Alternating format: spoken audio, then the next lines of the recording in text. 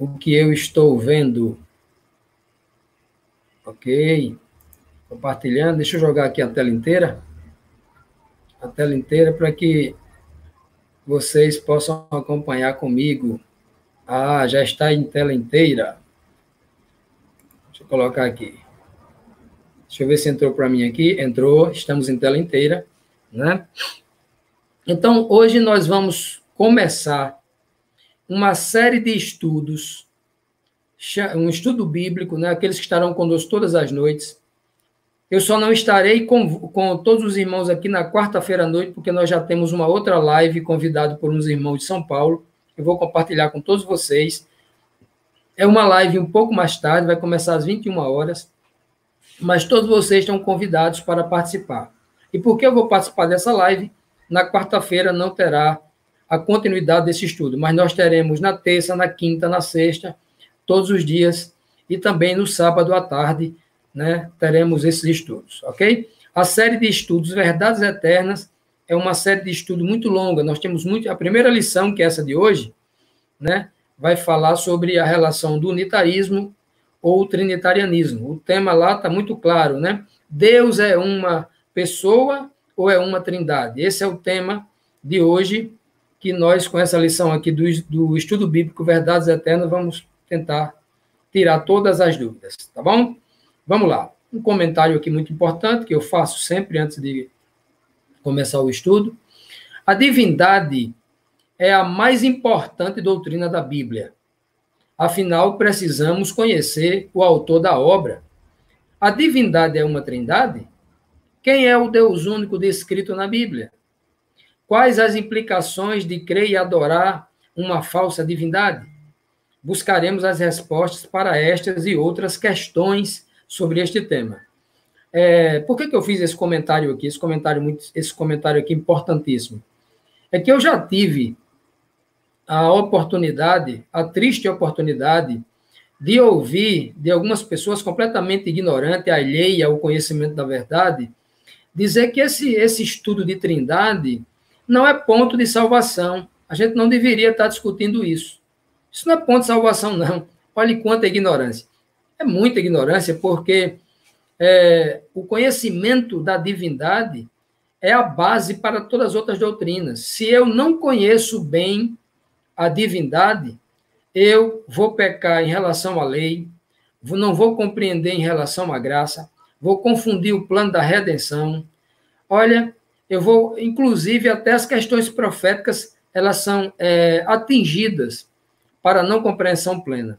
E aí a pessoa que falou isso não conhece um verso claro, o verso mais contundente que saiu da boca de Cristo, quando Cristo estava falando com o Pai, em João 17, versículo 3. Diz assim, ó, e a vida eterna é esta, ou seja, a salvação é esta, que te conheçam a ti só, por único Deus verdadeiro, e a Jesus a quem enviaste. Como que o conhecimento de Deus como único Deus e o conhecimento de Cristo como único Senhor não é ponto de salvação?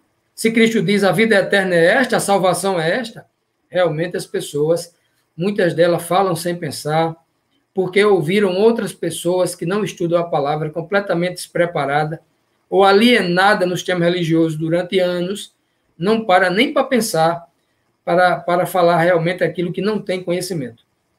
Mas a Bíblia é clara. Ora, qual a grande missão de Jesus Cristo vir aqui à Terra?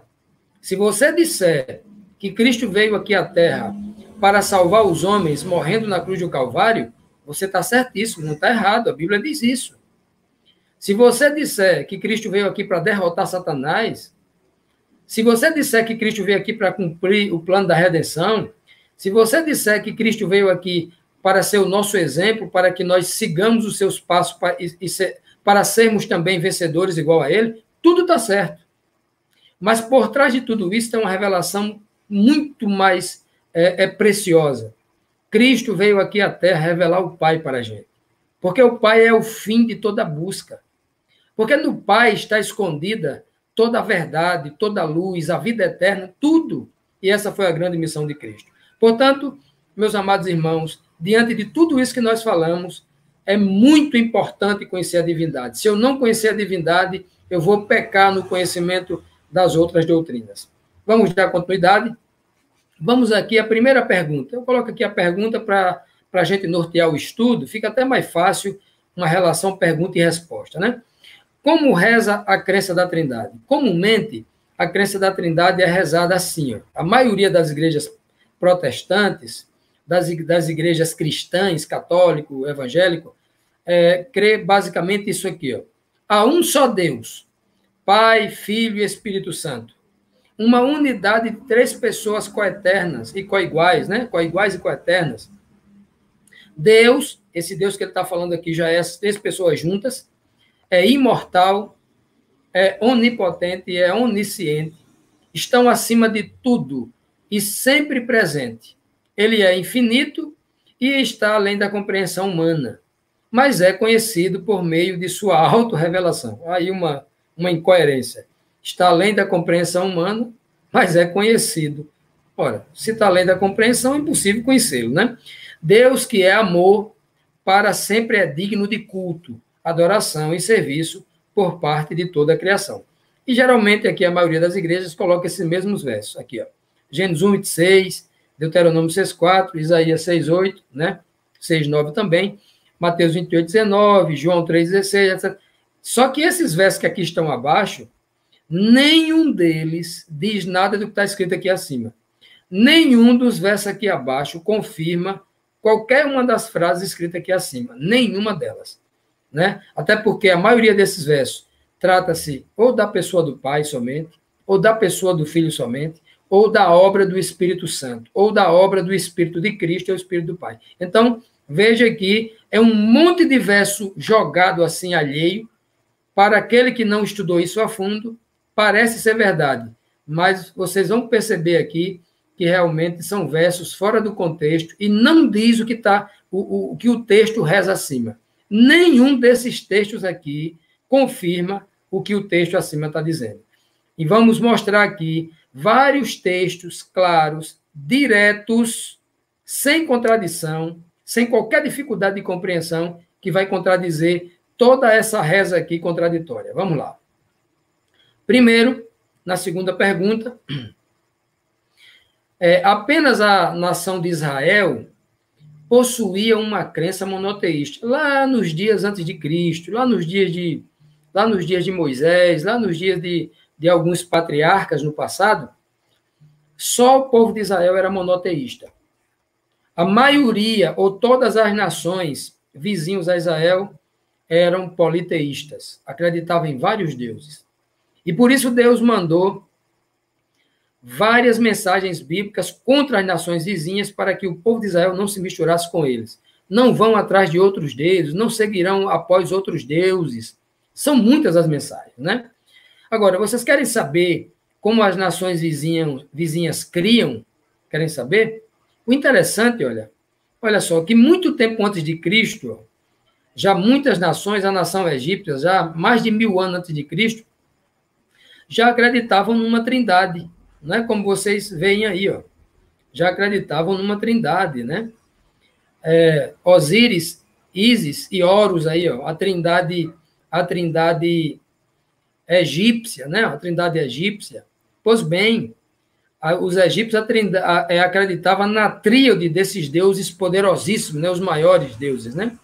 E aí, não é à toa que Babilônia capta esse costume, que o Egito já foi a cidade mais evoluída, anos depois veio ser Babilônia, e aí essas nações vão captando essas trindades, né? Olha, essas tríades de deuses, né? Por exemplo, olha, a trindade norueguesa, a trindade budista, a trindade babilônica, a trindade dos francos, né? A trindade babilônica, ela é uma das mais antigas, né? A trindade indiana, a trindade italiana, a trindade dos germanos, né? Dos alamanos ou dos alemães, né? Estamos falando aqui de nações a qual deram origem a essas nações de hoje, as nações presentes. Qual eram as nações dos alemães? Eram nações germânicas que já existiam antes de Cristo, que eram nações bárbaras, que inclusive Roma muitas vezes teve que lutar com essas nações, né? Vamos lá. O que a maior autoridade teológica e eclesiástica viva no planeta, até o presente momento, fala sobre a crença da Trindade com base em Mateus 28, 19. Por que eu cito essa pergunta? Porque a maioria dos teólogos que eu conheço, inclusive alguns doutores em divindade, tem até um livro chamado A Trindade, escrita por 3 autores americanos. Um deles é Jerry Moon, e esse doutor, Jerry Moon, ele chega a dizer que a maior evidência de que a Trindade existe é Mateus 28, 19. Não só ele que diz isso, mas muitos outros teólogos. Agora, vamos ver, apesar que todos esses doutores em divindades ao redor do mundo, nessas universidades menores, não chegam nem aos pés dos cursos em divindade que o Vaticano dá. Até porque todos os pastores, todos os teólogos do mundo cobiçam o curso de doutor em divindade e o pós-doutor do Vaticano, que é o suprassumo do planeta, né? Vou fazer uma comparação para vocês entenderem o que é isso. Imagine você fazer um curso de Direito numa universidade pequena, numa universidade particular, em que o MEC vai ter sérias dificuldades de chancelar esse curso, né? Eles estão batalhando ali pela chancela do MEC, etc. Né? E aí você faz o curso de Direito na maior universidade de Direito do país, que você saindo de lá já está empregado, os melhores escritórios de advocacia do país vão estar buscando você, fazendo proposta. Imagine isso. Assim, a Universidade do Vaticano, em relação a todas as outras igrejas protestantes ou evangélicas do planeta. Todo pastor evangélico fica babando, né, para conseguir. Não é só o Papa Bento XVI, ó. As melhores enciclopédias do mundo que todos os pastores e doutores estudam, está aqui, claro, para todos eles. Por exemplo, a Enciclopédia Britânica, a 11ª edição, volume 3, nas páginas 375, aí 366, né? E também a página 82, em inglês, daqui está traduzido, obviamente, diz assim, ó, a fórmula batismal foi mudada do nome de Jesus Cristo para as palavras Pai, Filho e Espírito Santo pela Igreja Católica no II século. Sempre nas fontes antigas menciona que o batismo era em nome de Jesus. Isso está claro nas Escrituras. O resto é invenção do homem. Na Enciclopédia da Religião, Kennedy, que todos os que estudam teologia, todos, eu e tantos outros que estudaram, sabem que todo mundo que estuda teologia pesquisa a Enciclopédia da Religião. E é uma grande fonte fidedigna. Todos eles sabem disso. Na página 53 diz assim, a religião primitiva sempre batizava em nome do Senhor Jesus, até o desenvolvimento da doutrina da Trindade no II século. Aqui é mais clara ainda. Vamos mais 2 fontes históricas para a gente pular aqui esse assunto.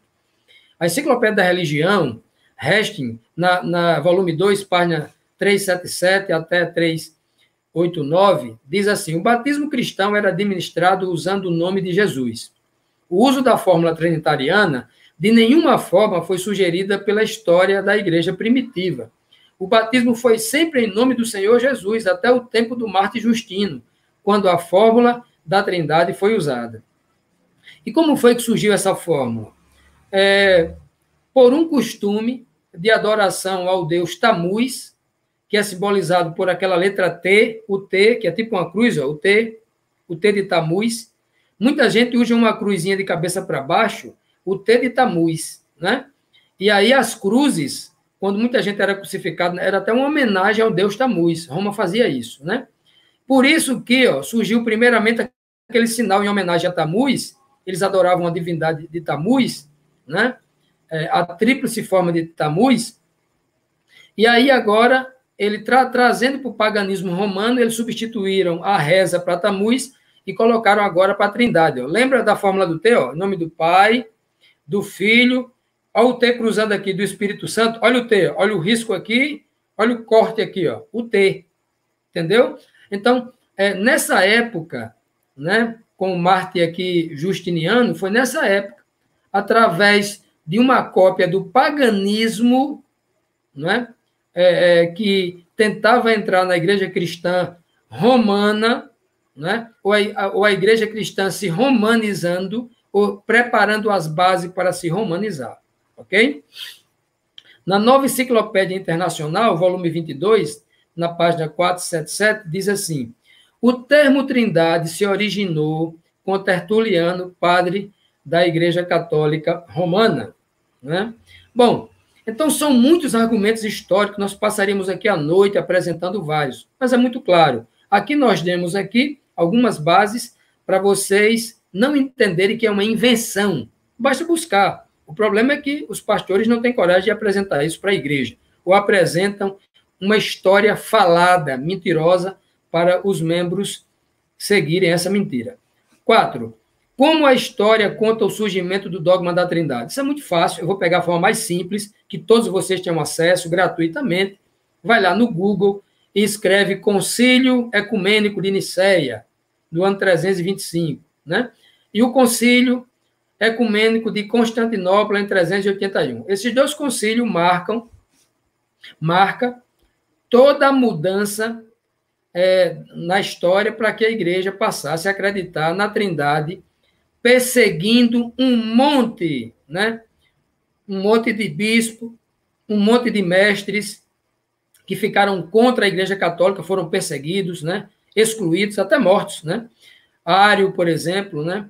Muitos outros, né? O bispo de Alexandria, perseguido porque discordava dessa posição da formação de uma trindade, né? Em Nicéia 325, por exemplo, vocês podem ver aqui, deixei até aqui o link aqui, para que vocês possam acessar esse link aqui. Aqueles que quiserem, eu posso mandar esse estudo também pelo WhatsApp, né? No Concílio de Nicéia, isso aqui está tirado desse link aqui do Wikipédia, a enciclopédia grátis aí na internet, né? E aí vocês vão ver que o que aconteceu, uma confusão lá em Nicéia. Qual foi a base lá de Nicéia? Qual foi a discussão da Nicéia? Nesse outro link vocês vão ver. Ó. A agenda discutiu, primeiramente, a questão ariana, ou seja, aqui a igreja comanda, né? Para falar mal de Ário, ela diz assim, a questão ariana, em relação entre Deus o Pai e Deus o Filho. Claro que Ário não aceitava que Cristo fosse o Deus o Filho, né? Ário acreditava que Jesus era o Filho de Deus e não Deus o Filho, né? A questão também é a data da celebração da Páscoa e essas outras coisas aqui. Mas vamos à primeira questão, a mais importante. Discutido se Cristo era Deus igual ao Pai. Essa foi a grande questão. E aí, olha, antes disso, se discutiu houve uma evolução de pensamento. Primeiro foi o modalismo. Vamos dividir essa questão em modalidades, né? Pai, Filho, Espírito Santo. Foi uma questão de modalismo. Depois, aqui no Concílio de Nicéia, veio a questão do biteísmo, porque depois de Nicéia, a igreja começou a pregar e começou a ser aceito pela autoridade da igreja, que haviam dois deuses, Deus o Pai e Deus o Filho, Então, havia uma espécie de bindade, ou biteísmo, a partir de Nicéia. Esse pensamento foi evoluindo. Antes do Concílio de Nicéia, antes do Concílio de Constantinopla, em 381, muitos já, em 360, 358, 370, alguns já começavam a preparar as bases para esse concílio, dizendo que o Espírito Santo também era uma pessoa. E aí, no concílio lá de Constantinopla, 381, olha o que surgiu. Até cerca de 360, ou seja, 21 anos antes, debates teológicos tratavam principalmente da divindade de Jesus, a segunda pessoa da Trindade. No entanto, no concílio de Nicéia, não esclareceu a divindade do Espírito Santo, a pessoa do Espírito Santo, a terceira pessoa da Trindade, né, da Santíssima Trindade, que se tornou um tema de debate, sendo que os macedonianos negavam a divindade do Espírito Santo. Mas no Concílio de Constantinopla se estabeleceu que o Espírito Santo era uma pessoa e que ali foi formada definitivamente a Trindade. Essa é a história correta. Basta ir ler. Olha, Não acreditem em nada do que eu estou dizendo. Vão lá e leiam isso aí. Está de graça para quem quiser ler isso, a história aí. Está na hora das pessoas pararem de achar o que o pastor está dizendo e ir lá buscar nas fontes históricas, tá bom? Continuando. E olhe que essas fontes históricas são trinitarianas. Essas fontes aqui são controladas por 98, 99% das igrejas cristãs no mundo, todas trinitarianas. Mas elas não podem negar, embora até nas palavras aqui tente amenizar a verdade, mas está na testa, está claro para aqueles que querem ver. Continuando. Eu quero pegar agora um aspecto apocalíptico, profético, a gente vai ver isso de forma mais profunda mais na frente. Por exemplo, aqueles que já estudaram a profecia e que já estudaram sobre os 7 selos do Apocalipse, os 4 primeiros selos do Apocalipse são 4 cavalos. O cavalo branco, o primeiro, o segundo é o cavalo vermelho e o terceiro, o cavalo preto. O cavalo branco, para os historicistas, representa a igreja de Cristo, a igreja apostólica, a igreja que Cristo fundou os seus apóstolos. E sob os seus apóstolos, né, Cristo deu poder para cuidar da igreja. É a igreja que vai do ano 31, na ressurreição de Cristo, até o ano 100, aproximadamente, quando é encontrado o Apocalipse e quando o apóstolo João desaparece, né? Uns dizem que ele morreu, outros dizem que não, etc., mas a gente não vai entrar nesse mérito. E do ano 100 começa uma segunda fase da igreja. Aqui nesse ano 100 até o ano 157, o ano 168, é aquele momento em que o paganismo quer entrar na igreja, né? Lembra do sinal da cruz de Tertuliano? O ano 187 está aqui, ó. Tudo isso registrado aqui nessa imagem aqui, ó, né? Então, no ano 170, a morte de Justino, o mártir, né? Aquela questão da cerimônia batismal em nome da Trindade. No ano 187, portanto, 17 anos depois, é aquela questão do sinal da cruz, ó. Aí junta esse cerimonialismo. Então, você percebe que nesse momento aqui do cavalo vermelho, que simboliza perseguição, morte, etc., a igreja sempre perseguida, ela não aguenta tanta perseguição. Mas no ano 313, o imperador Constantino assina o decreto de tolerância de Milão, dando liberdade aos cristãos. A partir dali, os cristãos não podiam ser mais mortos nem perseguidos pelos romanos, caíram, né, numa grande armadilha, né? E aí, num grande golpe de mestre, Constantino traz todos os cristãos para dentro de Roma, agora, né? E uma igreja romanizada, uma igreja paganizada começa a se formar a partir daí, não é isso? E então, veja aí, tem os concílios aí a partir do quarto século, a partir do ano 300, 325, concílio de Nicéia, 381, o concílio de Constantinopla. Nessa próxima transparência, eu quero explicar as 3 fases dos 3 selos, né? O primeiro selo, que é o cavalo branco, está em harmonia com a primeira igreja, a igreja de Éfeso, o mesmo período. O segundo selo, o cavalo vermelho, está em harmonia com a segunda igreja, a igreja de Esmirna. E o terceiro selo, que é o cavalo preto, está em harmonia com a terceira igreja do Apocalipse, que é a igreja de Pérgamo.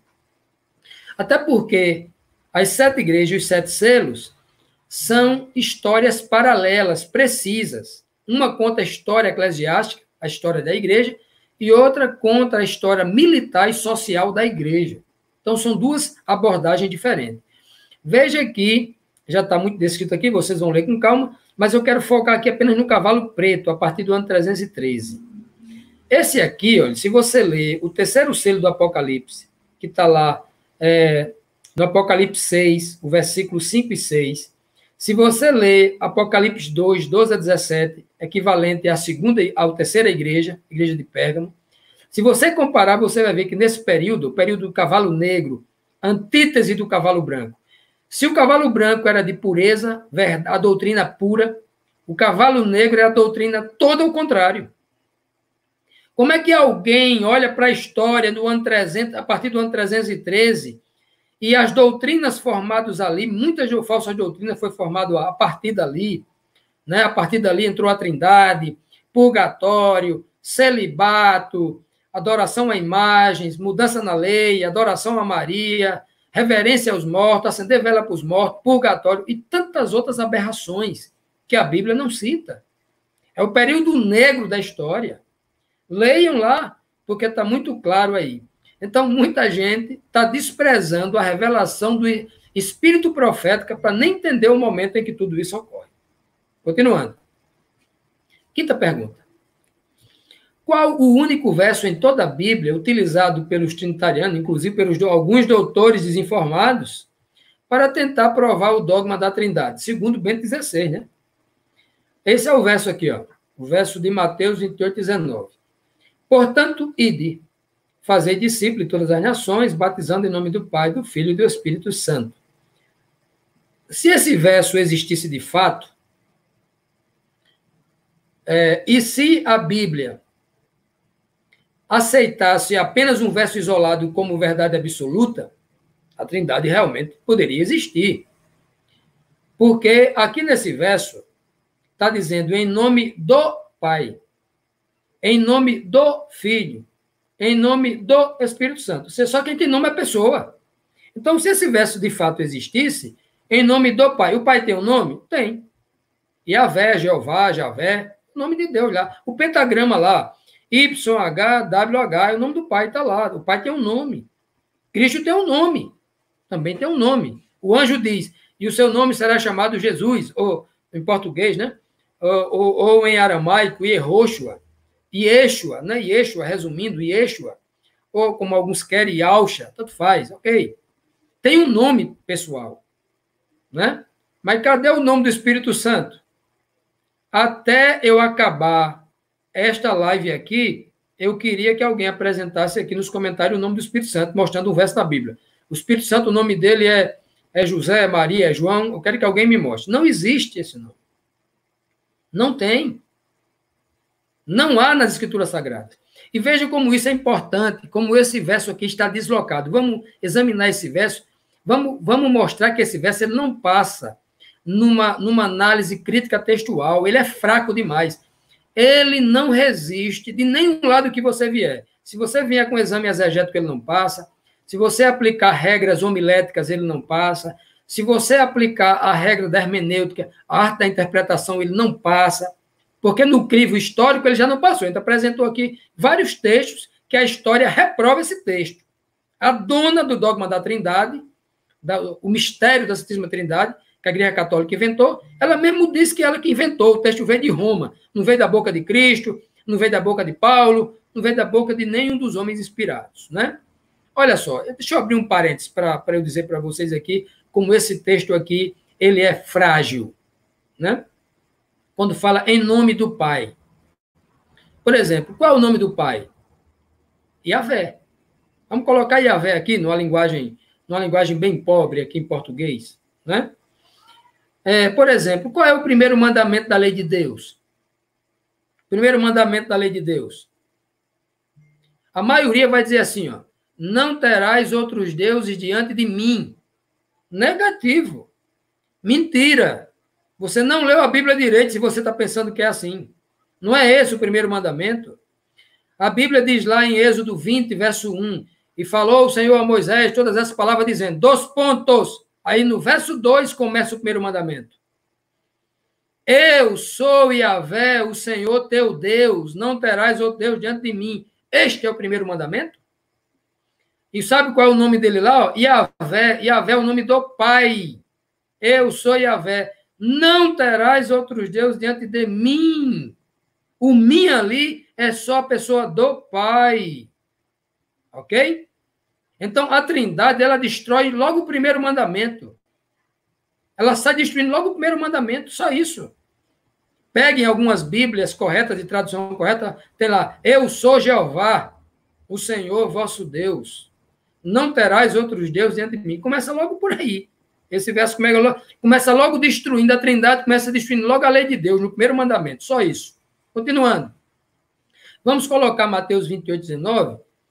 Vamos fazer aqui, vamos ver se ele suporta uma análise crítica textual. Vamos perguntar aqui. Deixa eu pegar aqui uma água, porque minha garganta está ficando seca aqui, né? E eu falo muito rápido e muito alto. senão não consigo acabar o estudo, né? Vamos lá. Um verso bíblico isolado é suficiente para comprovar uma doutrina? O que recomenda as Escrituras Sagradas? Mateus 18, 16 diz, ó, mas se não te ouvir, leva contigo um ou dois, para que pela boca de duas ou três testemunhas toda a verdade seja confirmada. Então, a verdade só é confirmada pela boca de duas ou três testemunhas. 2 Coríntios diz a mesma coisa. Por boca de duas ou três testemunhas será confirmada toda a verdade. 2 Coríntios 13, 1. 1 Timóteo 5,19 vai dizer a mesma coisa. Não aceite acusação contra presbítero, senão com duas ou três testemunhas. Hebreus 10, 28 vai dizer a mesma coisa. Quebrantando alguém a lei de Moisés, morre sem misericórdia. Só pela boca de duas ou três testemunhas será aceita a verdade. Vocês percebem que só tem um verso na Bíblia, Mateus 28, 19. Já não passou no primeiro. Vamos agora para uma questão, vamos fazer uma análise aqui, uma exegese do texto, analisando o momento em que foi falado, quem estava presente, quem ouviu, qual era a situação daquele momento. Vamos lá. Quem mais, além do autor do livro de Mateus, né, ali, presenciou o momento em que Cristo ordenou o ide batizando, né, ensinando, batizando em nome do Pai, do Filho e do Espírito Santo. Quem mais viu isso? Marcos. Marcos, capítulo 16, 15 a 16. Olha o que é que Marcos diz, ó. Ide por todo mundo, pregai o evangelho a toda criatura. Quem crê e for batizado será salvo, mas quem não crê será condenado. E estes sinais seguirão os que crerem. Em meu nome, no nome de Jesus, Cristo está falando aqui, em meu nome expulsarão os demônios e falarão nova língua. Veja que no texto lá de Mateus fala em ide, fala em batizar e em nome de. A mesma coisa que o mesmo momento, o mesmo ide, o mesmo cenário que Marcos estava lá, né, que Marcos testemunha aqui na sua escrita, ele está dizendo, ele vai falar do ide, do batismo e em nome de. Olha só. No batismo, ele não manda batizar em nome de 3 pessoas, não. E o único nome dado em toda a terra para se batizar é em nome de Jesus. Pronto. Numa exegese, o texto de Mateus 28, 19 não passa. Não passou, acabou. Os discípulos cumpriram a suposta ordem de batizar em nome do Pai, do Filho e do Espírito Santo. Vamos fazer uma comparação, usar uma questão homilética aqui. Vamos comparar texto com texto. Vamos ver se os discípulos obedeceram essa suposta ordem de Cristo de batizar em nome do Pai, do Filho e do Espírito Santo. Atos 2, 38. E disse-lhes Pedro, olha como é que Pedro ensinava. Olha Pedro ungido pelo Espírito Santo. Se ele ensinou uma trindade, olha o que é que ele diz. Arrependei-vos e cada um de vós seja batizado em nome de Jesus Cristo para perdão dos pecados. E só então recebereis o dom do Espírito Santo, o batismo. Que é Cristo quem dá o dom do Espírito Santo, né? É Cristo quem escolhe uns para pastor. É Cristo quem batiza com o Espírito Santo. E os que ouviram foram batizados em nome do Senhor Jesus. Atos 19, 5. Mais um, porque sobre nenhum deles tinha ainda descido, mas somente eram batizados em nome do Senhor Jesus. Agora, eu quero que alguém encontre no livro de Atos um verso sequer, dizendo que alguém batizou alguém, que um dos apóstolos, ou qualquer um dos discípulos dos apóstolos, batizaram uma pessoa, batizou, não quero nem botar no plural, no singular, batizou alguém em nome do Pai, do Filho e do Espírito Santo. Não vai encontrar. Sabe por que não vai encontrar? Porque Romanos 6, 3 e 4 vai dar uma aula do que é o significado do batismo, olha. Ou não sabeis que todos quantos fomos batizados em Jesus Cristo fomos batizados? Na sua morte? Veja que o batismo em Cristo é uma simbologia da sua morte. Não é à toa que o batismo é por imersão. E o sujeito tem que afundar na água, como se ele estivesse sendo enterrado debaixo da terra. E quando ele sai da água, quando ele emerge da água, né, o que acontece quando ele sai da água? Ele é como se ele estivesse saindo do túmulo pela ressurreição, é uma simbologia. Então, o batismo, como vai dizer o texto aqui, ó, de sorte que fomos sepultados com ele em Cristo, lá no batismo, sepultado com Cristo na sua morte, para que, como Cristo também foi ressuscitado dentre os mortos, pela glória do Pai, assim andemos também em novidade de vida. Então, a Bíblia está me dizendo aqui, ó, nós nos batizamos hoje nas águas, porque nós estamos colocando em nossa mente, nós colocamos a fé em nossa mente de que, assim como Cristo foi colocado na sepultura e saiu da sepultura, nós, quando entramos na água, morremos para o mundo, e como saímos das águas, somos nova criatura, assim, assim, ressuscitados em Cristo. Olha, percebe que o batismo simboliza morte e ressurreição? Deixa eu perguntar para vocês. Por que eu não posso batizar em nome do Espírito Santo e em nome do Pai? Por quê? Alguém me pode responder se o Espírito Santo foi morto e ressuscitou? Alguém pode me dizer se o Pai morreu e ressuscitou? Qual é o verso da Bíblia que diz isso? Pelo menos um verso da Bíblia que diga que o Espírito Santo e o Pai morreram com Cristo e ressuscitaram com Cristo. Não é esse verso, meus irmãos. Não é esse verso. O batismo simboliza, o batismo tem que ser em Cristo. Nós temos que ser batizados em Cristo. Está aqui o texto. Fomos batizados em Jesus Cristo, no seu nome. Só Ele pode me conduzir ao Pai, mas ninguém. 6.4. E quanto ao contexto direto de Mateus 28:19, eu preparei aqui uma imagem bem legal aqui, ó. Qual a harmonia desse texto com o seu próprio contexto anterior e posterior? O contexto imediato de Mateus depõe contra o verso 19. É estranho, olha só, vamos analisar junto? O verso, eu copiei aqui da Bíblia Online, aqui, ó, tirei uma foto aqui da Bíblia Online, coloquei aqui e circulei de vermelho aqui o verso 19. Portanto, vão e façam discípulos de todas as nações, batizando o nome do Pai, do Filho e do Espírito Santo. Está aqui no meio, né? Vamos analisar o verso anterior e o verso posterior, para vocês verem como o verso do meio tem alguma coisa estranha nele. Eu nem quero dizer que ele foi adulterado, vou deixar o próprio Papa dizer, e a própria Igreja Católica, com sua autoridade, dizer. Né? O verso 18 diz assim, ó, Jesus se aproximou deles e disse, toda a autoridade no céu e na terra me foi dada. Me foi dada. Me, primeira pessoa, eu, primeira pessoa do singular. Aqui, né? Perceba aqui que nesse texto aqui, Cristo está dizendo que toda a autoridade foi dada a ele.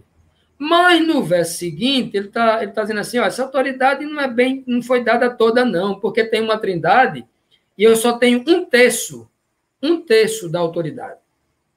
Tem mais duas pessoas que cada uma tem mais 2 terços.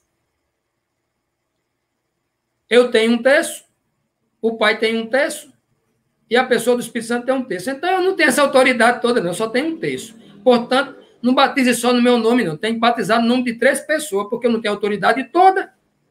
Eu me equivoquei no verso anterior. Vocês estão entendendo? No português, bem claro aqui. Olha o verso seguinte, o verso 20, o verso posterior, o verso 19. Ensine esses novos discípulos a obedecerem a todas as ordens que eu lhes dei. E lembrem-se disso, estou, primeira pessoa do singular, eu estou sempre com vocês até o fim dos tempos.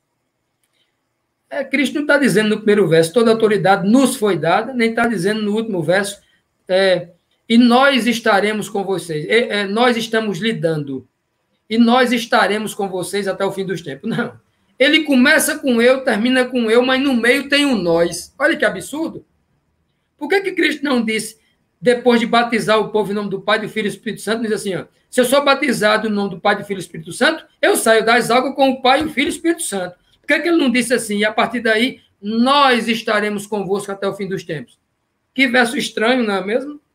Precisa ser muito inteligente.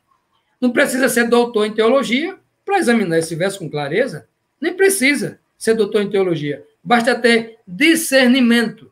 Parar de ler a Bíblia e examinar as Escrituras para perceber todo o seu contexto. Vamos continuar. Há na Bíblia um único verso ensinando sobre um Deus composto? Mas sobre um Deus único, há? Quantas testemunhas confirmam essa verdade? Nós já aprendemos que pela boca de 2 ou 3 testemunhas a verdade será confirmada. Então vamos perguntar na Bíblia se tem um só Deus. Se a gente tiver pelo menos 2 testemunhas falando, então Deus não é uma trindade, é uma pessoa só. Vamos perguntar aqui. A primeira testemunha é Moisés. Eu botei até o nome dele aí em cima para vocês verem. Moisés é a primeira testemunha. Olha o que é que Moisés escreve em Deuteronômio 6,4, na Bíblia King James, na versão King James. King James verso, né? Diz assim, Shema quer dizer uma reza, uma repetição, que fala, Shema, ouve, ó Israel, Yahvé, o nosso Senhor, é o único Deus. Essa é uma tradução fiel o que está escrito na língua hebraica. Ouve, ó Israel, Iavé, o Pai. Iavé é o Pai, viu? Todo mundo sabe que Iavé é o Pai. Iavé, o nosso Senhor, é o único Deus. Aqui está dizendo que o Pai é o único Deus. Moisés pregou isso. Vamos pegar outra testemunha. Vamos para Davi agora. Vamos para Davi. Senhor aqui é Iavé, viu? Senhor, ninguém há como tu. E não há Deus, Elohim, né? E não há Deus fora de ti, segundo tudo quanto ouvimos com os nossos ouvidos. Veja que fora de Deus, fora do Pai, não há outro Deus nenhum. Não há outro único Deus fora do Pai. Quem está ensinando é Davi, na sua oração aí, ó. Inspirado pelo Espírito Santo. Vamos lá? Vamos para Isaías, vamos perguntar a Isaías agora. A terceira testemunha, é a terceira. Aqui já está suficiente, a verdade já foi confirmada. Olha o que é que Isaías diz. Ó. Pois assim diz o Senhor, que criou os céus. Ele é, esse Senhor aí é Yahvé, viu? Ele é Deus. Foi ele que formou a terra e a fez. Ele a estabeleceu. Ele não a criou para ser vazia, mas a formou para que fosse habitada.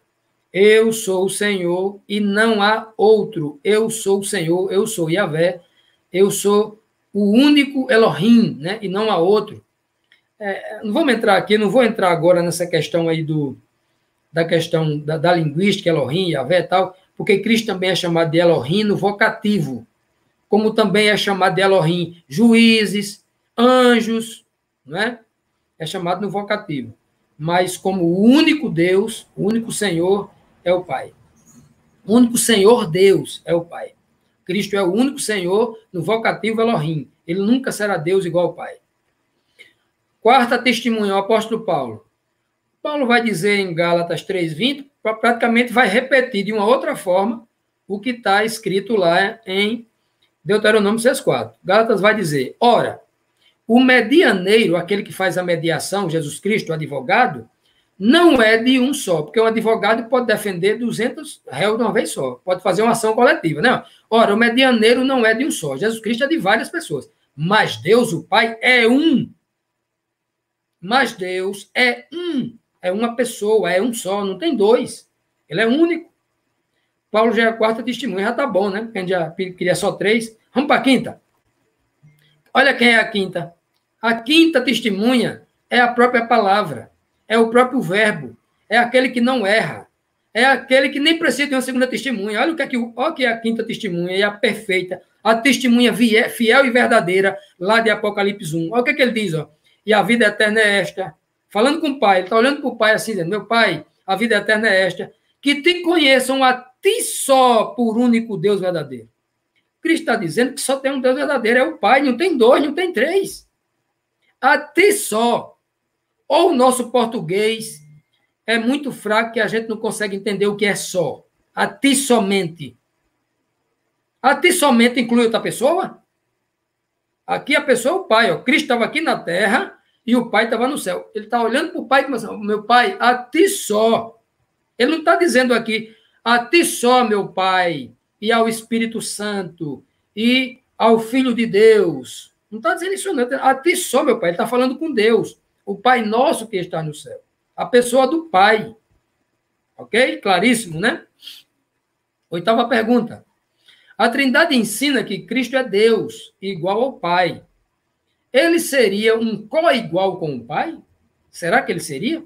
Mas o que ensina as Escrituras Sagradas? Segundo a Trindade, ele é co-igual com o Pai. Mas o que é que a Bíblia ensina? Vamos ver. Cristo é igual ao Pai em hierarquia. Tem que ter hierarquia. Para ter poder, em hierarquia tem que estar igual, né? Mesmo posto, mesma posição. Vamos ver se é. Olha o que é que Cristo diz em João 10:29.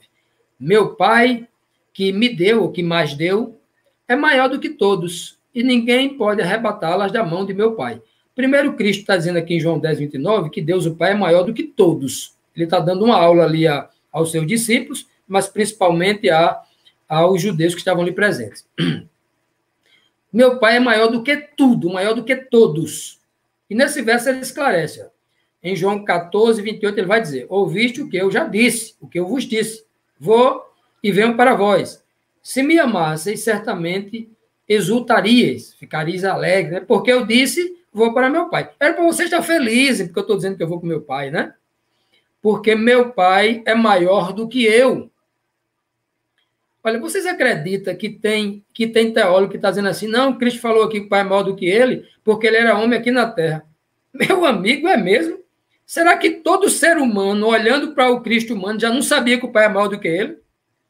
Ora, se muitos homens se julgavam maior do que Cristo, Pilatos, Herodes, já todo mundo já sabia disso. O próprio Cristo falando com Pilatos vai dizer assim, tu não sabe que eu tenho poder sobre ti, poder para te libertar, poder para te condenar? Aí Cristo falando, nenhum poder tu teria se do céu não fosse te dado.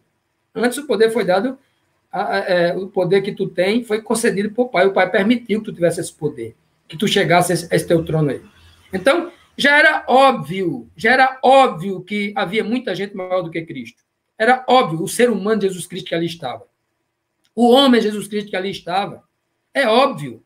Ele está falando aqui como filho de Deus. O meu pai é maior do que eu. Isso está na cara, está na testa. Né? Isso é óbvio. Basta ler o capítulo 14 inteiro que a gente vai ver que ele está falando numa linguagem espiritual. Olha o que João diz, João 13,16. Na verdade, vos digo que não é o servo maior do que o seu senhor, nem um enviado maior do que aquele que o enviou. E quantos versos nós vamos encontrar no livro de João, Cristo dizendo assim, ó, que o Pai é quem o enviou e ele é o enviado do Pai, portanto o Pai é maior do que ele. É uma aula que ele está dando de hierarquia aqui. Ó. O Pai é maior do que ele. Vamos continuar. Cristo é a própria fonte da vida, Cristo é a fonte original da vida como o Pai é a fonte original de tudo, ou só passou a ter a vida em si mesmo depois que o Pai lhe deu? Ora, se Cristo é a fonte original da vida, então Cristo é Deus igual ao Pai. Não é? Como diz a Trindade, co-igual, co-eterno com o Pai, né? Como ensina a Trindade. Então ele é co-igual com o Pai. Mas ele já não passou na questão da hierarquia. Agora vamos ver na questão da fonte da vida. João 5,26 diz, ó, porque como o Pai tem a vida em si mesmo, tem, ó, origem, assim também deu ao Filho ter a vida em si mesmo. Perceba que o Filho não tinha a vida em si mesmo. Ele recebeu do Pai. Se eu disser assim, Cristo, se eu perguntar para você hoje, Cristo hoje tem a vida em si mesmo? Tem. É ele quem nos vai dar a vida eterna. O Pai lhe deu essa autoridade, todo o poder e toda a autoridade para ele nos dar a vida eterna por ocasião da vinda dele com o Pai dos céus. Veja que texto lindo aqui. O texto está dizendo que o Pai é a fonte original da vida. E a vida original que tem em Cristo foi concedida pelo Pai. Ele recebeu. Se o Pai deu a ele recebeu, porque ele não tinha antes. Logo, ele não é igual ao Pai como fonte original da vida. Ele veio possuir depois. O Pai lhe deu. Sabe quem está pregando isso aqui? É o próprio Cristo. Num sermão aqui do capítulo 5 de João, que eu aconselho todos vocês ler e reler o capítulo 5, é uma aula da submissão do Filho de Deus ao Pai.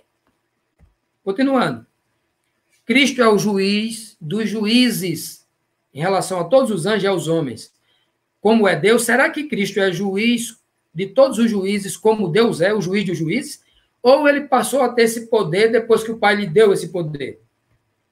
João 5, verso 27 e o verso 30. Ó. E deu-lhe, Cristo falando dele na terceira pessoa, e deu-lhe o poder de exercer o juízo, porque é filho do homem. O Pai deu o poder para que Cristo fosse o juiz de todos os homens lá no juízo, porque ele foi homem igual a gente. E o juízo tem que ser um juízo de justiça. Então, ele está dizendo que o Pai, quem lhe deu esse poder, ele não tinha. Ó, eu não posso de mim mesmo fazer coisa alguma. Olha só. E muita gente diz que Cristo aqui na Terra era divino, era Deus igual ao Pai. Era Deus igual ao Pai aqui na Terra.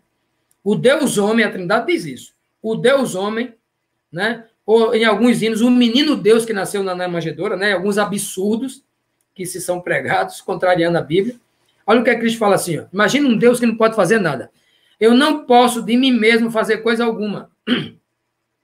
Como ouço, olha como é que o Pai, através do Espírito Santo, lá do batismo, lá no Rio Jordão, ó, o Espírito do Pai falando da mente de Cristo. Ó. Como ouço, assim julgo. e o meu juízo é justo, porque não busco a minha própria vontade, mas a vontade do meu Pai que me enviou, que eu sou submisso a ele. Olha só, Cristo, até Cristo, quando julga, ele está sendo inspirado pelo Pai para fazer um juízo justo, completamente dependente do Pai. Em Cristo está a origem do Espírito Santo, ou seja, Cristo ele já nasceu com o Espírito Santo, ele é a origem do próprio Espírito, ou a origem do Espírito Santo é o Pai? Como Cristo passou a ter o Espírito Santo também em si mesmo, e passou a estar onipresente no planeta inteiro e em cada pessoa, onde estiver 2 ou 3 eu estarei presente. Como foi que ele passou? Para em seguida também poder batizar os seus discípulos com o Espírito dele. Né? Como isso ocorreu? Vamos perguntar à Bíblia.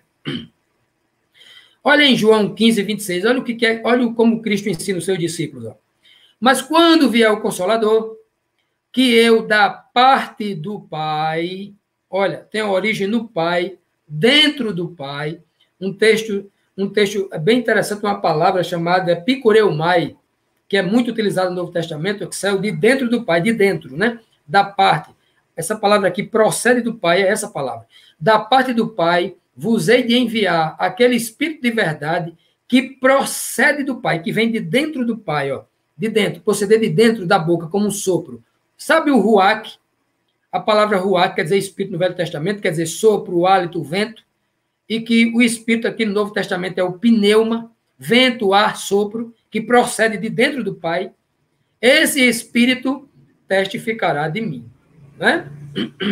Depois, quando estudarmos só sobre o Espírito Santo, a gente vai compreender que é o Consolador, dentro do contexto correto e verdadeiro. Vamos lá. Veja que o Espírito não tem origem em Cristo, mas procede do Pai. Cristo já tem o Espírito porque o Pai lhe deu, em plenitude, né? E sendo Jesus batizado, saiu logo da água, e eis que lhe abriram os céus, e viu o Espírito de Deus descendo como pomba, e vindo sobre ele. E eis que uma voz do céu dizia, este é o meu Filho amado, em quem me comprazo. Veja que é o Pai que lhe dá o Espírito de Deus. Não é o Espírito Deus, e nem é o Deus Espírito, é o Espírito de Deus, uma propriedade de Deus, aquilo que sai de dentro de Deus, numa bola de fogo, numa bola de luz, que parecia para o povo daquela época uma pomba voando, aí desce sobre Cristo, e Cristo é batizado com plenitude, né? Uma bola de fogo, uma luz, que parecia uma pomba, né? Uma luz que parecia como pomba. Tem gente ignorante que acha que era uma pomba mesmo. Tem gente que nem lê o texto bíblico, que acha que era uma pomba mesmo literal. Como? Parecia, não é? Continuando. E porque sois filhos, Deus enviou aos vossos corações o Espírito do seu Filho, que clama Abba Pai. Então veja que Cristo prometeu, lembra no verso anterior? No verso anterior, Cristo prometeu, ó, e nos enviaria aqui, ó, aqui no verso aqui, ó, que Deus enviaria o Espírito que procede do Pai, aqui em João 15, 26, não é? Então, esse Espírito que procede do Pai, aqui Paulo está dando uma aula para a gente. Ó. E por que sois filhos? Deus, porque o Espírito procede de Deus, enviou aos nossos corações o Espírito de quem? O Espírito de seu Filho, Jesus Cristo, que nos ensina a clamar, meu Pai, Abba Pai. Que coisa linda, né? Nós somos batizados com o Espírito de Cristo, que o Pai lhe concedeu. Que coisa maravilhosa, né? Isso está muito claro em Atos 2, 33, quando Cristo subiu ao céu, né? Cristo subiu ao céu, logo depois da ressurreição, sentou-se à direita do Pai e foi confirmado nele a promessa, e o Pai lhe deu o Espírito em plenitude, porque em Cristo passou a habitar toda a plenitude da divindade, ou seja, a totalidade do Espírito Santo do Pai, ele derramou sobre o Filho. E a divindade do Pai, através do Espírito, passou a habitar no Filho. Cristo é onisciente igual ao Pai? Ou passou a ter essa condição por concessão do Pai? Logo no Apocalipse, capítulo 1, dá uma aula sobre isso. A revelação de Jesus Cristo, a qual Deus lhe deu. Peraí. A revelação do Apocalipse é de quem? Está dizendo que ela é de Jesus Cristo. Mas quem lhe deu? Foi o Pai. O Filho não tinha. Como é que é? O Filho não tinha o conhecimento do Apocalipse. O Filho não tinha o conhecimento de toda a revelação. E ele passou a ter o conhecimento depois que abriu o livro dos 7 selos, que só ele pôde abrir, depois que ganhou os méritos, recebeu um nome acima de todo nome, pelos méritos da sua morte na cruz, porque, olha, o Cordeiro, tá, a visão do capítulo 5 de Apocalipse é uma aula, leiam lá Apocalipse 5. Ele tornou-se merecedor de abrir o livro dos 7 selos, porque com o seu sangue comprou para Deus pessoas de todas as nações. E por causa disso ele ganhou um nome, ele realizou uma obra, um nome, uma reputação, acima de todo nome. Então, a revelação de Jesus Cristo, que Deus lhe deu. Então, Cristo não tinha revelação, que Deus lhe deu. Então, Cristo não tinha o conhecimento da revelação plena do Apocalipse. Então, o Pai lhe deu toda a revelação. Mas Cristo não tinha, que o Pai tinha que dar. Como é que Cristo é Deus igual ao Pai, no ano 100, lá no céu, co-igual, co-eterno, onisciente igual ao Pai, e não tinha revelação do Apocalipse? O Pai teve que lhe dar. Imaginaram isso? Já pararam para pensar nisso? Ou vocês apenas leram o livro do Apocalipse porque um pastor colocou na cabeça de vocês, o Apocalipse passou por 5 fases: Deus, Jesus, anjo, João e os servos. Né? Inclusive está aqui mais um depoimento contra a Trindade. Deus, Jesus Cristo, anjo. Cadê o Espírito Santo? Jesus e servos. Cadê o Espírito Santo? Engoliram ele aqui, foi? A terceira pessoa foi esquecida aqui nesse momento? Por quê? Se o Espírito Santo é quem inspira o homem, não é mesmo? Precisamos examinar mais as Escrituras com cuidado. A Trindade ensina que Cristo é coeterno com o Pai. Mas o que ensina as Sagradas Escrituras? Vamos lá. Nós já vimos no primeiro capítulo que Cristo não é igual ao Pai em hierarquia, né? Também, agora vamos ver se ele é igual ao Pai, se ele é coeterno. Ele não é co-igual. Co-igual a gente viu que ele não passou nem em hierarquia, nem em espírito, nem em vida em si mesmo, não passou. Não é igual ao Pai nesse sentido. Diz que é co-igual, mas não é. E ele é coeterno com o Pai? Vamos perguntar a Bíblia. O Pai é pré-existente por si só. O Pai é pré-existente. Ele é a própria existência. Ele nunca passou a existir. O que as Escrituras ensinam sobre Cristo? É pré-existente também, ou ele nasceu do Pai? Vamos perguntar a Bíblia. Disse-lhe, pois, Pilatos: logo tu és rei? Jesus respondeu: tu dizes que eu sou rei. Eu para isso nasci. E para isso vim ao mundo. Ou seja, para isso eu nasci lá. E depois vim ao mundo. Aí nasceu no mundo pela segunda vez. Nasceu como filho do homem. Olha, tu dizes que eu sou rei. Eu para isso nasci. Nasci para ser rei, lá do Pai. A fim de dar testemunho da verdade. Todo aquele que é da verdade ouve a minha voz. Muita gente diz assim, ó, esse nascimento aqui, Cristo está se referindo ao nascimento de Maria. Será que é o nascimento de Maria? Se foi o nascimento de Maria, ele teria que tomar o trono de Herodes. Se ele está dizendo que é o nascimento como filho do homem, ele teria que tomar o trono de Herodes ali, porque ele tem que ser rei nesse mundo. Ora, ô Pilatos, tu está dizendo que eu nasci para ser rei, né? Tu dizes. Se eu nasci para ser rei de Maria, então o meu trono é o de Pilatos. Logo no verso seguinte, ele vai dizer que o reino dele não é desse mundo. O reino dele é outro. Então, logo ele está se referindo de um nascimento lá nos dias da eternidade. Né? Que para nós é como se fosse a eternidade, que é muito antes. Cristo nasceu muito antes de haver qualquer coisa. De haver luz, escuridão, terra, tudo. Ele nasceu antes de haver outeiro, montes, tudo. Cristo é antes de tudo. Mas ele não é pré-existente como o Pai é. Ele é pré-existente para o ser humano, em relação ao ser humano. Quando eu digo que ele é pré-existente, eu tenho que usar essa palavra pré-existente para dizer que ele nasceu, que ele já existia antes de nascer de Maria. Agora, se eu uso essa palavra no seu sentido etimológico correto e profundo, gramatical, estou errado, porque ele não é pré-existente como o Pai é pré-existente, ou seja, sendo a própria, existe antes da existência. Só o Pai é assim. Todo aquele que crê em Jesus, todo aquele que crê que Jesus é o Cristo é nascido de Deus. Todo aquele que ama ao que o gerou, também ama ao que dele é nascido. Veja que em 1 João 5,1 me dá uma aula. Ele está dizendo que o Pai gerou a Jesus Cristo. Gerou, geração. A palavra gerar, unigênito, único gerado. O texto está dizendo que Cristo é nascido de Deus. O texto está dizendo que o Pai o gerou.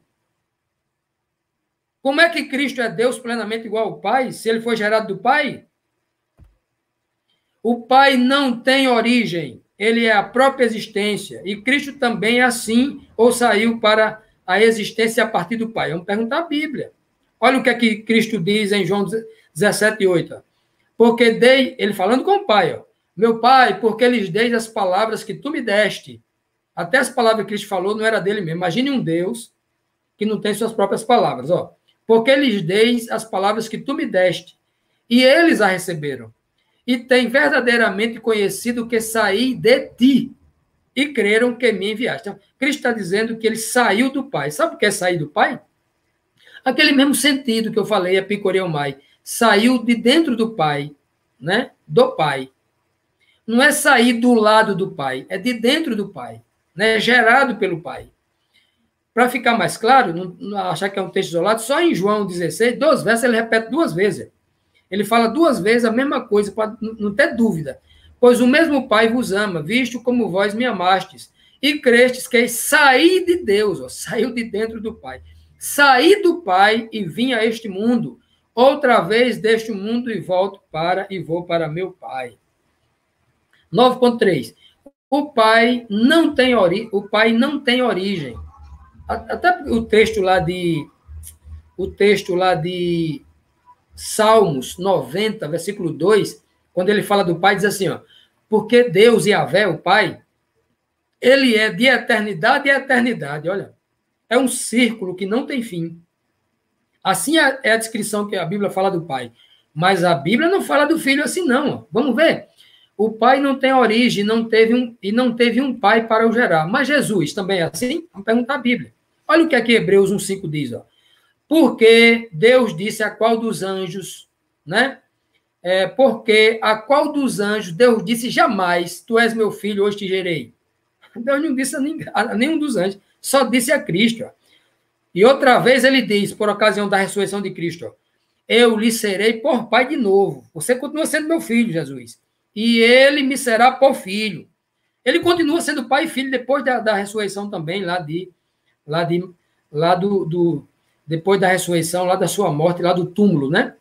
Então, veja que o Pai continua sendo, Cristo continua sendo filho de Deus, e Deus continua sendo seu Pai. Já que a Trindade diz que o Pai é apenas um título, o Filho também é apenas um título, mas não é isso que a gente encontra em milhares de versos na Bíblia, vendo um relacionamento entre pai e filho, entre duas pessoas completamente distintas, numa relação de pai e filho, uma relação de obediência e submissão, e uma outra relação realmente de poder, de hierarquia, de mando, né? Olha em Salmo 2,7 aqui, né? Confirmando lá o que a gente viu, né? Na verdade, o autor do livro de Hebreus está nada mais nada menos do que está parafraseando o que está escrito lá, repetindo o que Davi falou no Salmo 2. Ó. Proclamarei um decreto. O Senhor me disse, tu és meu filho, hoje te gerei, né? Gerei. Alguns querem filosofar dizendo, olha, essa geração é por decreto. Ora, e essa linguagem que Davi está falando não é uma linguagem de sombra, não é uma linguagem porventura de tipo para encontrar o antítipo, ou querem jogar literalidade a isso, né? É uma tipologia. E nós vos anunciamos que a promessa que foi feita aos pais, Deus a cumpriu a nós, seus filhos, ressuscitando a Jesus, como também está escrito no Salmo 2, meu filho és tu, hoje te gerei. Veja que, por ocasião da ressurreição, que Cristo estava literalmente morto, morreu a segunda morte, Deus o tira ali, né? Realmente Cristo estava morto, porque se ele não morreu, ele não é o meu exemplo para ser a primícia dos que dormem. Ele tem que morrer igual todo homem morre. Morreu morrendo, né? Como diz na gíria popular, ok? Veja que Jesus Cristo é filho literal de Deus, gerado pelo Pai, né? O Pai não tem uma origem, pois ele é a própria origem. Ele é de eterna eternidade. Eu acho que o verso até eu nem lembrei que tinha colocado aqui, mas está aqui, né? o verso aqui, né? E sobre Jesus, o que a Bíblia diz sobre Jesus? Cristo, o Pai é de eternidade a eternidade. Salmo 90, verso 2, já falei, né? Mas como é Cristo? Olha só o que o profeta Miqueias, inspirado, olha o esforço que ele tem para dizer que Cristo nasceu, foi gerado lá num tempo tão longe que para nós é como se fosse a eternidade, nós humanos. Para Deus é assim, para de eternidade a eternidade. Olha como como para mim, aquele que é chamado a governar Israel, suas origens, a palavra origem está vinculada a tempo, remontam aos tempos antigos. Os dias está vinculado a tempo, tão longínquo como dias longínquos do passado, ou dias de eternidade em outras versões mais modernas e mais perigosas, né? Etc. Vocês estão entendendo? Como Miqueias é claro, quando fala do Pai é claro, de eternidade a eternidade. Quando fala do Filho, ele se esforça em 3 palavras, origem, tempo, dia, para dizer que é tão longe o nascimento de Cristo, que é como se fosse o dia da eternidade. Né? Olha que linguagem, olha que revelação espiritual, olha que palavra espiritual. Esta palavra aqui, ela não cabe na cabeça de uma pessoa que vive de letra morta.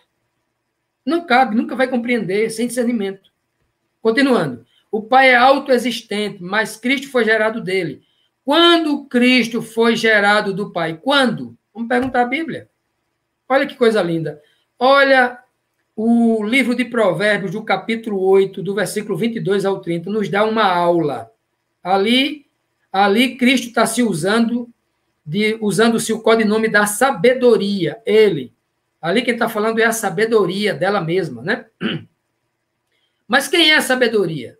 Olha o que a sabedoria diz. Ó. O Senhor me criou, né, ou me gerou, como primícia de suas obras, desde o princípio, antes do começo da terra. Desde a eternidade fui formada, como um filho é formado no ventre. Olha a linguagem aqui, se não é a geração do filho no ventre. Antes de suas obras, dos tempos antigos. Ainda não havia abismo quando fui concebida. Essa palavra concebida está ligada a quê? A nascimento, a dar à luz. Ainda as fontes das águas não tinham brotado, antes que assentado fossem os montes, antes dos outeiros, dos montanhas, né? Fui dada à luz. Em algumas traduções fala 3 vezes ou 2 vezes, fui gerada. Sabedoria. Olha quem é. Antes que fossem feitos a terra e os campos e os primeiros elementos da poeira do mundo, quando ele, o Pai, preparava os céus, ali estava eu, a segunda pessoa. Quando traçou o horizonte na superfície do abismo, quando firmou as nuvens no alto, quando dominou as fontes do abismo, quando impôs as regras ao mar, para que as águas não ultrapassassem os seus limites, quando assentou os fundamentos da terra, junto a ele estava eu como seu artífice, como seu auxiliar, como seu arquiteto, como um filho que está aprendendo com o pai, conforme ensina João, capítulo 5, verso 19. O filho não pode fazer nada de si mesmo, mas depois que vê o pai fazer, faz igualmente. Brincando como uma criança, como um filho, brincando todo o tempo diante dele, brincando sobre o globo de sua terra, achando as minhas delícias junto aos filhos dos homens. Que coisa maravilhosa. Uma aula que Cristo está dando aqui, né? Mas quem é essa sabedoria que fala lá no livro de Provérbios? Vamos perguntar aqui a Paulo, 1 Coríntios, ó.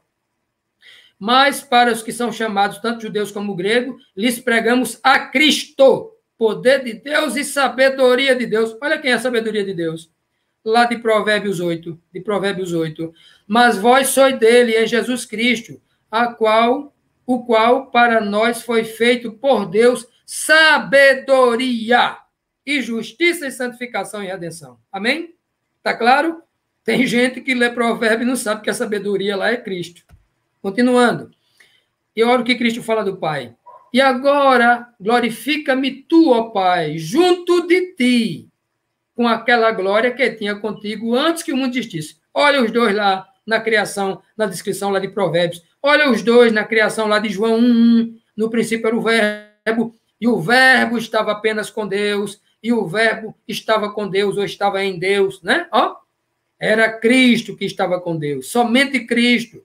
O texto não está dizendo, e glorifica-me tu, ó Pai, e o Espírito Santo, junto de vocês, com aquela glória que tinha. O texto está dizendo isso, não.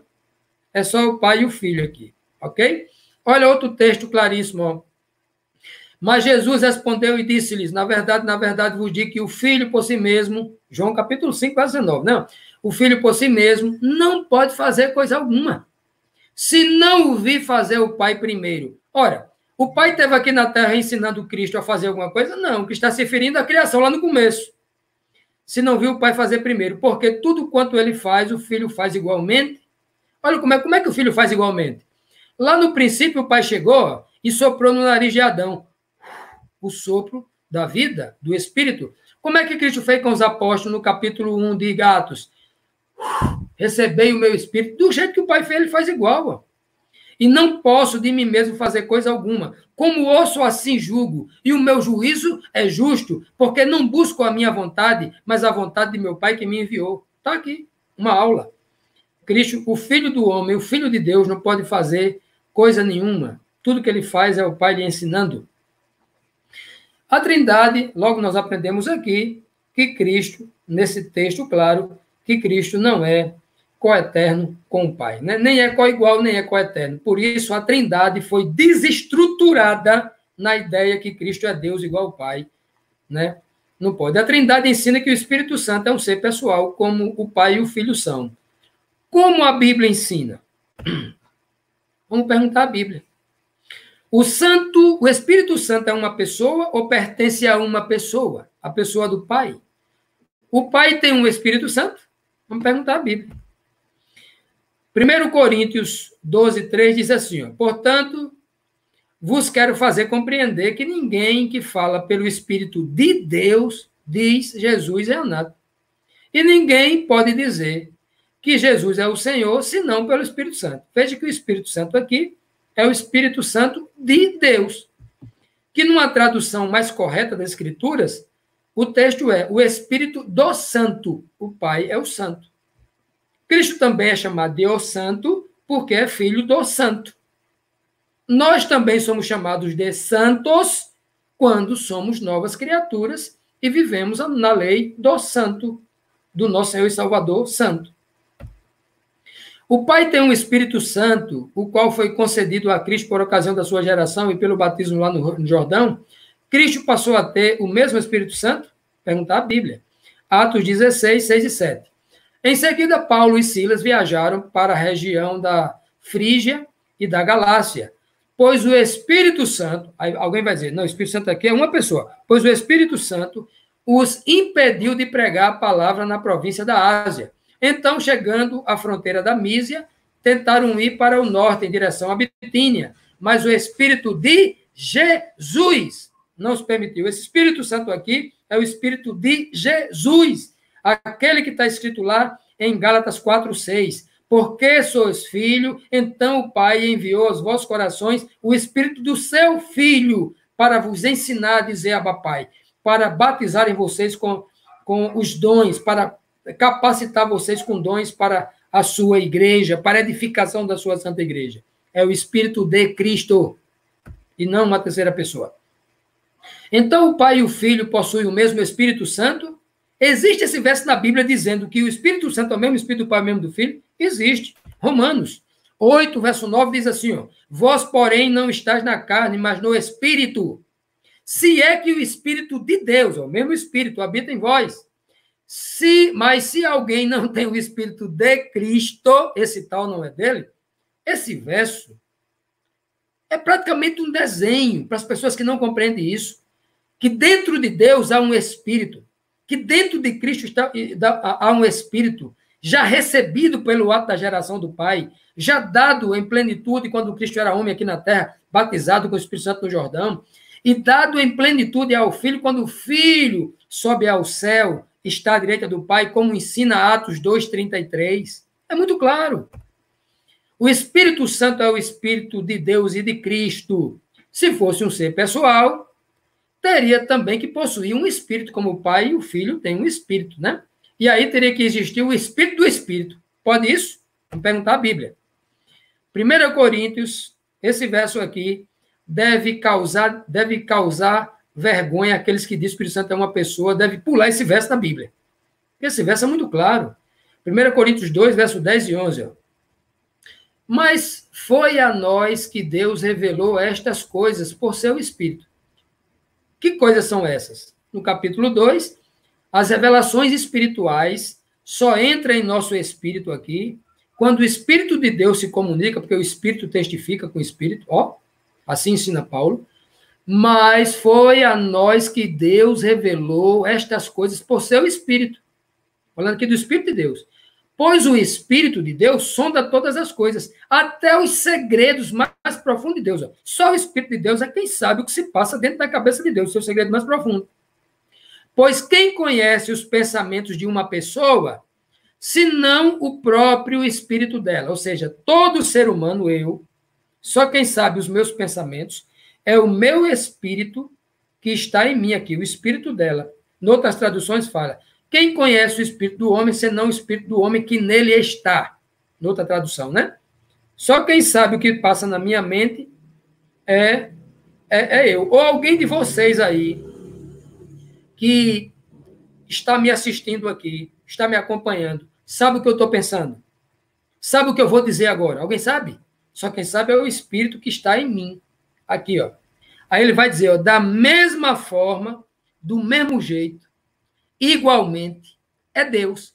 Ninguém conhece os pensamentos de Deus senão o Espírito de Deus, que nele está. Não? Que coisa linda.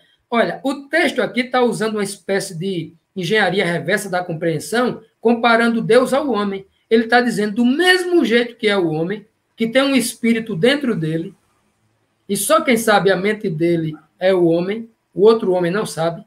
Deus sabe, obviamente, porque o espírito do homem é o sopro de Deus, sopro na sua narina, né? Só quem sabe, o outro homem não sabe o espírito, não sabe o que se passa na cabeça do outro.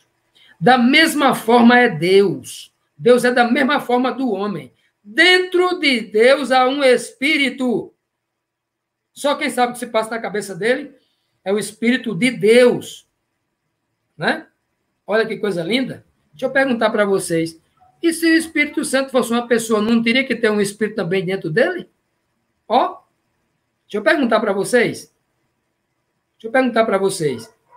Se o Espírito Santo tem um Espírito dentro dele, nós temos que buscar na Escritura um verso bíblico que fale o Espírito do Espírito Santo. Tem esse verso na Bíblia? Não existe.